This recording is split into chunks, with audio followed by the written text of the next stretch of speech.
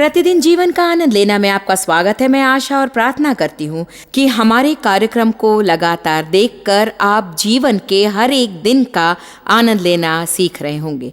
Forbes.com और outreach magazine के अनुसार ह्यूस्टन का लेकवुड चर्च टेक्सास अमेरिका की सबसे बड़ी और तेजी से बढ़ने वाली सभा है, जहां हर रविवार 28,000 से अधिक संख्या में लोग एकत्रित होते हैं।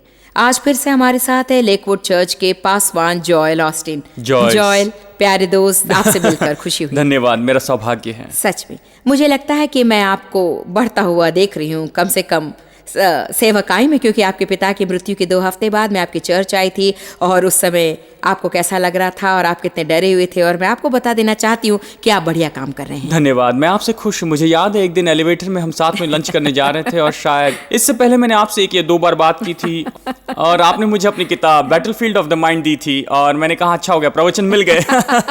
मुझे मदद चाहिए थी। हम सभी को वो कहीं ना कहीं से मिल जाता है, सभी प्रवचन परमेश्वर के होते हैं। सच में मेरे पिताजी के पास 1 या 2,000 संदेश थे। सच में मेरी मदद हुई। जॉयल, कई लोग ये नहीं समझ पाते कि प्रभु उनसे क्या उम्मीद रखता है। वास्तव में आज हम बिल्कुल इस विषय पर चर्चा करने जा रहे हैं। परमेश्वर अपने वचनों द्वारा स्पष्ट करता है कि वो हमसे क्या उम्मीद करता है, परंतु ये सत्य जानकर आपको आश्चर्य होगा कि कई लोग, यहाँ तक कि विश्वासी भी, ये नहीं जानते कि प्रभु उनसे क्या चाहता है। इस बारे में कुछ लोगों के विचारों को सुनिए। मेरे ख्याल से आपके मन में जो सही लगता है उसे आपको करना चाहिए।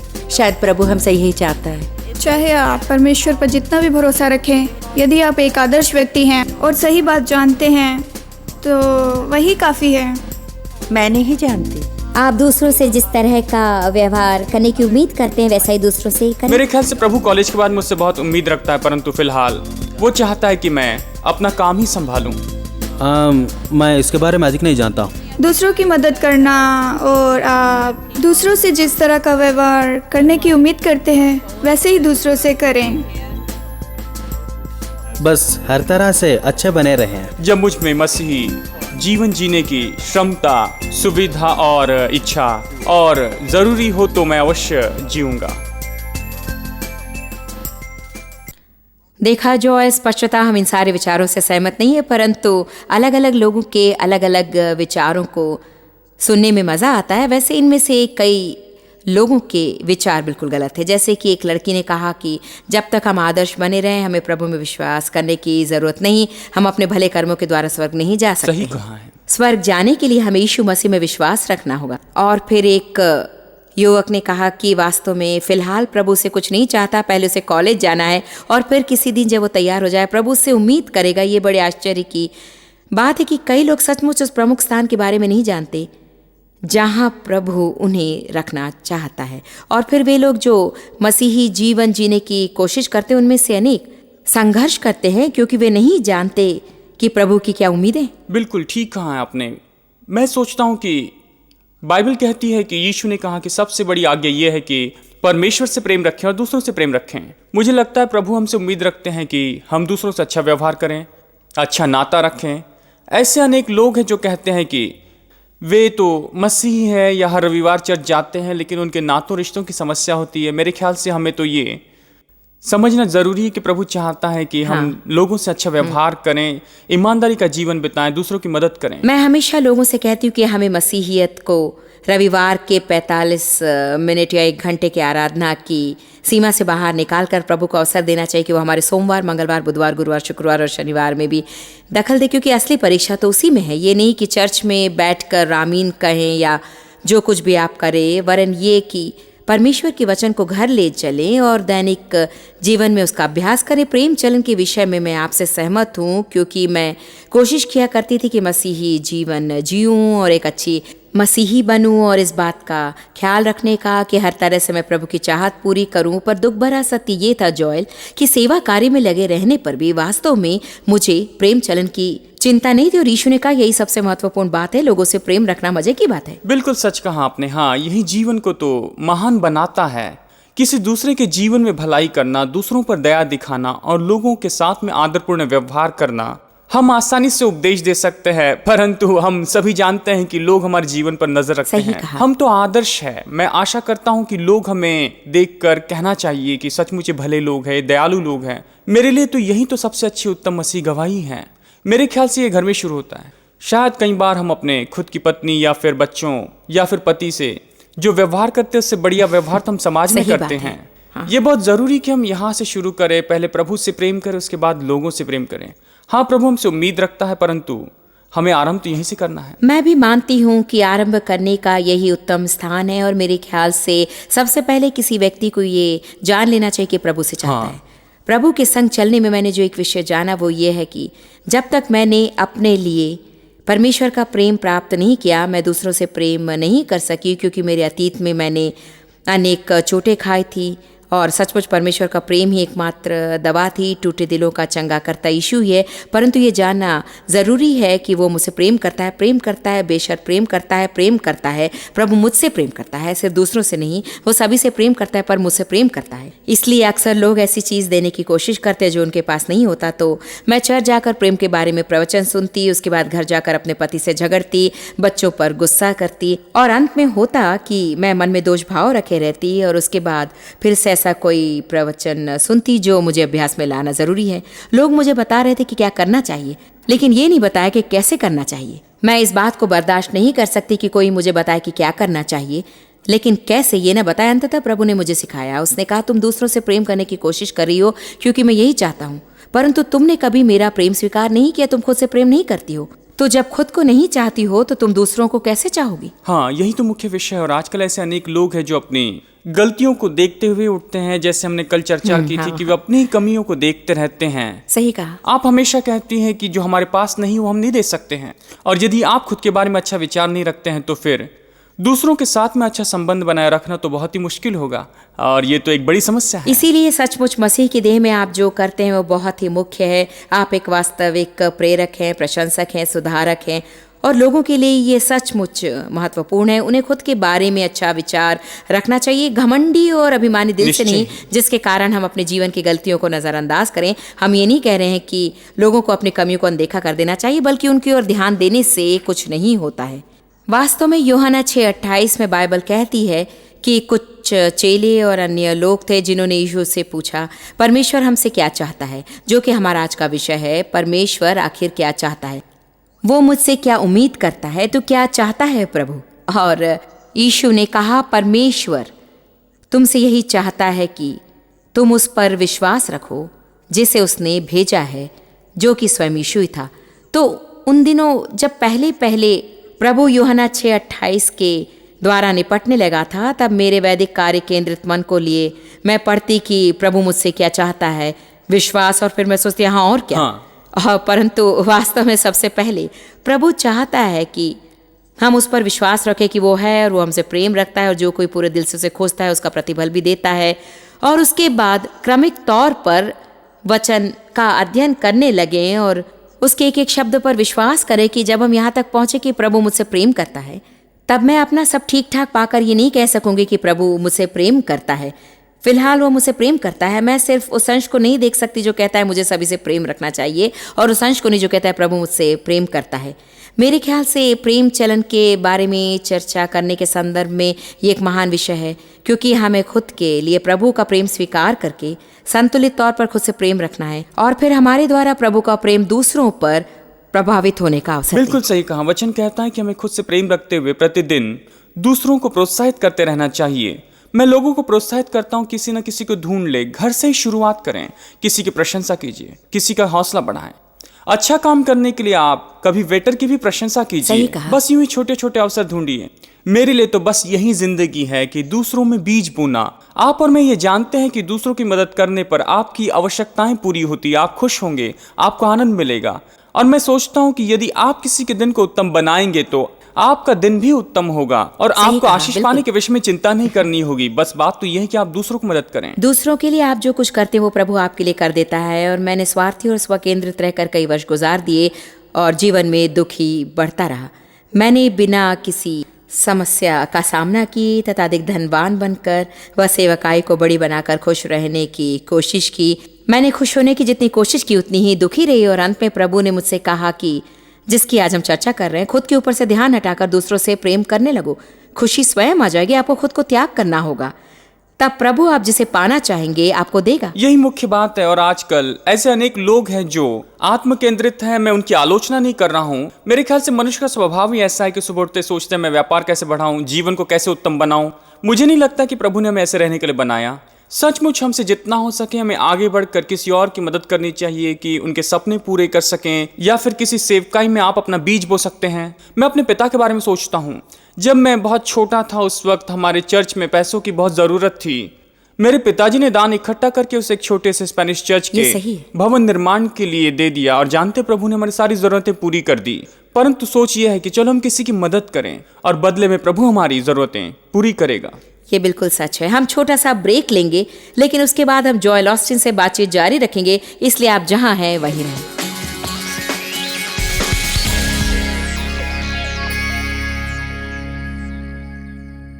जॉयल ऑस्टिन के साथ मैं दोबारा लौट आई हूँ। जॉयल, प्रेम चलन की महत्ता पर चर्चा करते हुए बड़ा मजा आया है ना? हाँ, सचमुच मजा आ रहा है। हम यह चर्चा कर रहे हैं कि एक विश्वासी के नाते यह हमारे लिए कितना महत्वपूर्ण है, क्योंकि यदि हम में प्रेम न हो तो आपका विश्वास काम नहीं करेगा।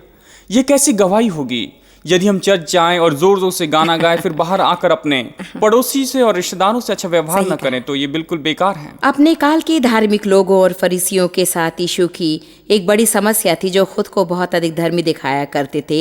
यीशु ने उनसे कहा, तुम व्यवस्था से परिचित हो और दूसरों को सिखाते हो कि क्या करना है, पर खुद उसका पालन नहीं करते। तुम बड़ा बोझ उठाकर दूसरों की पीठ पर रख देते हो, पर उनकी सहायता के लिए अपनी उंगली तक नहीं हिलाते। या तुम सौंफ, पुदीना, जीरा सबसे दशमांश निकाल कर दे देते हो, पर दूसरों की मदद नहीं करना चाहते।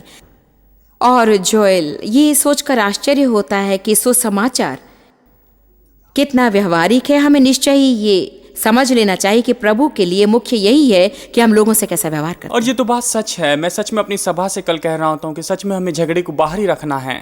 और ये तो बहुत ही आसान है कि कई बार जब वहाँ पर असहमति होती है तो हमें बस वहाँ से उसे छोड़कर बस बाहर चले जाना है, और बस हमें तो बस भीतर की आवाज़ सुनना है और इन छोटी छोटी बातों को हमारे जीवन में परेशानी लाने नहीं देना है। जबकि हम लोग तो बस जानते हैं कि ये बस बड़े आसानी से हो सकता है। हम सभी में न्याय के लिए लड़ने की प्रवृत्ति होती है। कुछ वर्ष बीतने पर आपको एहसास होने लगता है कि धर्मी होना बहुत अधिक आंकने वाली बात है। यह आपके शरीर के लिए बिल्कुल क्षणिक बात है, परंतु अक्सर जब हम इस प्रकार की लड़ाई जीतते हैं, वास्तव में आत्मिक तौर पर हमारी बुरी हार होती है, क्योंकि प्रभु चाहता है कि हम उसके हाथों तले खुद को विनम्र बनाए रखें और उसके लिए रुके रहें कि वो हमें ऊंचा उठाए, और ये नहीं कि हम खुद अपने पैरों पर खड़े रहकर अपने बल पर आश्रित रहें। आपसे एक प्रश्न पूछती हूँ। विश्वास की नाई प्रेम एक श्रेष्ठ पद है। हमें प्रेम में चलना चाहिए, और मैं प्रभु के प्रेम से आपसे प्रेम रखती हूँ। हम आइसक्रीम से लेकर बिल्ली और मनुष्य चीज से प्रेम करते हैं। तो फिर एक व्यवहारिक स्तर पर दैनिक जीवन में प्रेम व्यक्त करने के कौन कौन से तरीके हैं? मेरे ख्याल से ये एक अच्छा तरीका है कि हम लोगों की प्रशंसा करें। मैं प्रतिदिन विक्टोरिया से कहता हूँ कि मैं उससे प्रेम करता हूँ, बच्चों से भी, और मैं ये कोशिश करता हूँ कि उनके अंदर ये डाल दूँ। ये दूसरों के लिए छोटे छोटे काम करना है, जैसे कि कार का दरवाज़ा खोलना, या किसी को बाहर निकलने के लिए दरवाज़ा पकड़े रहना, या ऐसी कोई और छोटी मदद करते रहना। कभी मैं सीट पर बैठे बैठे फ़ोन करता हूँ और कहता हूँ मुझे आपकी याद आ रही है। कभी कभी उपहार देकर भी हम दूसरों को प्रोत्साहित कर सकते हैं। मेरे ख्याल से घर के कामों में हाथ बटाना और कर्मचारियों के लिए कुछ करना, यही तो प्रेम को प्रकट करने के तरीके हैं। एक बात जो मैंने सीखी और मेरे लिए सहायक रही है वो ये है कि जानबूझकर आप किसी से प्रेम कर सकते हैं, और मुख्य बात है जानबूझकर, क्योंकि मैं स्वाभाविक रूप से ना तो प्रेरक थी और न ही सकारात्मक थी। स्वाभाविक रूप से मैं स्वार्थी और स्वकेंद्रित थी। किसी से मेल न रखने वाली प्रवृत्ति की थी। यद्यपि आप स्वाभाविक तौर पर कुछ परिस्थितियों से गुजर कर आए हैं, मुझे सचमुच संघर्ष करना पड़ा, और मुझे लगता है कि मेरा और आपका जीवन दूसरों के लिए प्रेरणादायक हो सकता है। चाहे आपको ऐसा करने की इच्छा हो या ना हो, आप जानबूझकर उसे कर सकते हैं। गलतियों 6:10 मुझे भाता है। कहा गया, जहाँ तक अवसर मिले हम सबके साथ भलाई करें, विशेषकर विश्वासी भाइयों के साथ। मैंने सीखा है कि यदि मैं हर दिन थोड़ा वक्त लेकर जानबूझकर कहूँ, अच्छा प्रभु, दूसरों के लिए आज मैं किस तरह से आशीष बन सकती हूँ, आज ऐसे किसी को दिखा प्रभु जिसके मैं काम आ सकूँ, जानबूझकर कभी मैं एक या दो व्यक्ति को चुनकर कह सकूं कि अच्छा प्रभु, इस व्यक्ति के लिए मैं क्या कर सकती हूँ। मैं जानती हूँ कि वो कुछ असुरक्षित है, और देखिए कभी कभी ऐसा होता है कि मैं अपने आसपास के लोगों को उत्तेजित कर देती हूँ। सच है। इसे हम जानबूझकर कर सकते हैं और हमें उनसे दोस्ती करने या मिलनसार होने तक प्रतीक्षा करने की जरूरत नहीं है। प्रेम वास्तव में कोई भावना नहीं, वो एक क्रिया है जो जानबूझकर की जाती है। हाँ, ये एक फैसला है जो हमें करना चाहिए। कई बार लोग कहते हैं जोएल मेरे पास देने के लिए कुछ भी नहीं है, मेरे पास अतिरिक्त धन नहीं है। बात ये नहीं है, बात ये है कि आप मुस्कान दीजिए, प्रोत्साहन दीजिए। हर कोई किसी को भोजन दे सकता है, सफाई में मदद कर सकते हैं, अस्पताल में जाकर मदद करें। मैं सोचता हूँ कि प्रेम को दिखाने का यही व्यवहारिक मार्ग है।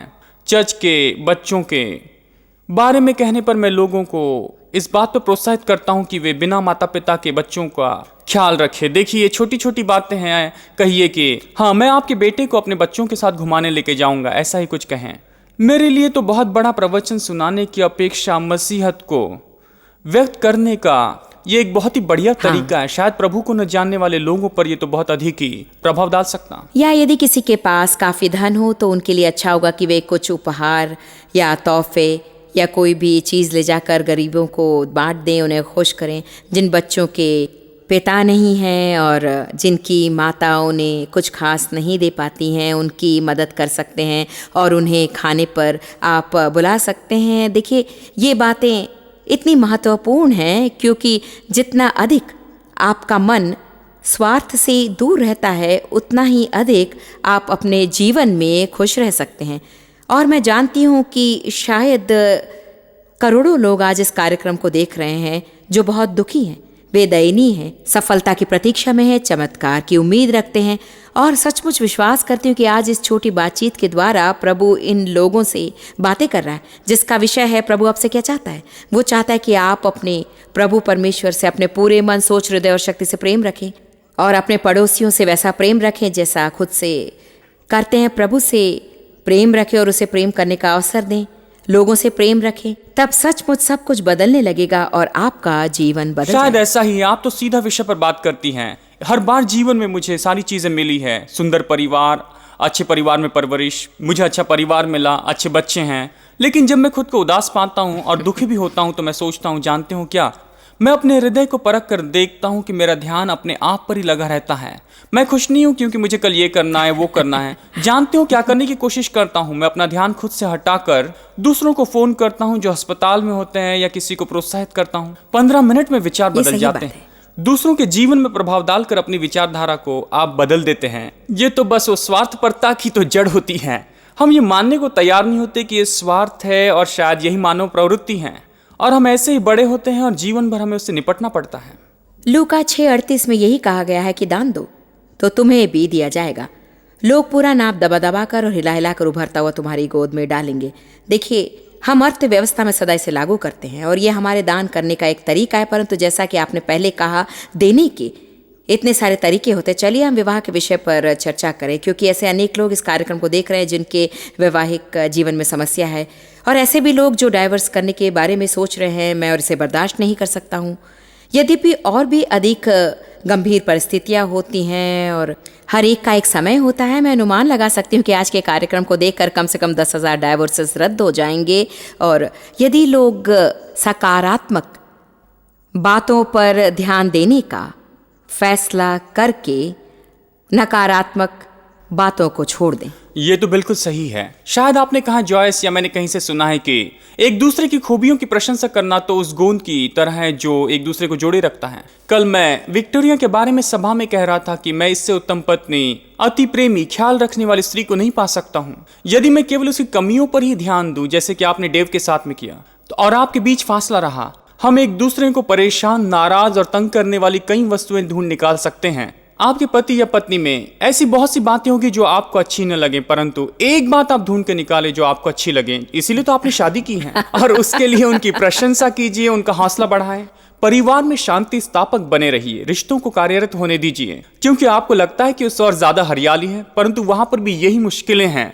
आपको खुद की ओर अंदर झांक कर देखकर अपने हृदय को परख कर कहना है, मैं इस रिश्ते को कैसे उत्तम बना सकता हूँ। और आपके पति या पत्नी, बच्चे या मित्र किसी भी रिश्तेदारी में चाहे जो भी समस्या हो, यदि आप उनमें सिर्फ एक ही अच्छी चीज़ देख पाते हैं और सिर्फ उसी के बारे में सोचने लगते हैं तो शायद हम लोगों को परेशान किए बिना रह सकेंगे और उन्हें ये महसूस नहीं होगा कि हम उनसे असंतुष्ट हैं। लोगों को शांत रहकर संदेश सुनाने के तरीके हम सभी के पास है कि मैं तुमसे खुश नहीं और मैं तुमसे बिल्कुल संतुष्ट नहीं हूँ। जितना अधिक लोगों को महसूस होगा कि हम उनसे संतुष्ट हैं और उन्हें स्वीकार करते हैं तो वे हमें और भी खुश करने की कोशिश करेंगे, और जितना अधिक हम उन्हें महसूस होने देंगे कि हम उनसे खुश नहीं, उतना ही अधिक बुरा प्रभाव पड़ेगा। हाँ बिल्कुल, ये ऐसा ही होता है। लोग प्रशंसा और उत्साह के फलस्वरूप अच्छी प्रक्रिया करते हैं, ना कि आलोचना के और न्याय के।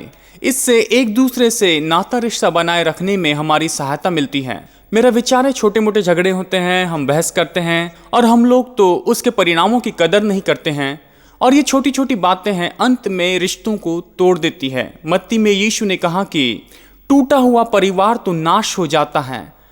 ये देखिए, ऐसा नहीं कि रातों रात हो जाएगा। आप सोचेंगे मुझे इन बातों से निपटना है, ऐसा व्यवहार करना है। जानते हैं वह झगड़ा तो उस रिश्ते की नींव को हिला देता है। छोटी बातों को अनदेखा करना आसान है, सरसों का ढेर का विशाल पर्वत बनाना आसान नहीं होता है, फिर भी हम ऐसा ही करते हैं। और यह हास्यास्पद है। जैसा कि मैंने पहले कहा, कभी कभी सामुदायिक तौर पर हम लोगों का बहुत अधिक आदर करते हैं, परिवार वालों से बढ़कर। मैं चाहता हूं कि पत्नी और बच्चों के साथ में अच्छा व्यवहार करूं। आशा है कि मैं सभी लोगों के साथ में अच्छा व्यवहार करता रहूं, परंतु पत्नी और बच्चों से सबसे अच्छा व्यवहार करूं। जानते हो, जो बहुत पहले जब मैं आत्मिक रूप से उतनी अच्छी नहीं थी और शरीर के अनुरूप चलती थी, एक बार प्रभु ने मुझसे कहा, तुम अपने पास्टर का जितना आदर करती हो उसमें से आधा यदि अपने पति पर रखोगी तो वैवाहिक जीवन बेहतर होगा। सचमुच मैं दंग रह गई, क्योंकि हम जिन्हें आकर्षित करना चाहते हैं उनसे हम अपने अन्य निकट के रिश्तेदारों की अपेक्षा अलग व्यवहार करते हैं और उनके लिए कुछ करने को नहीं सोचते।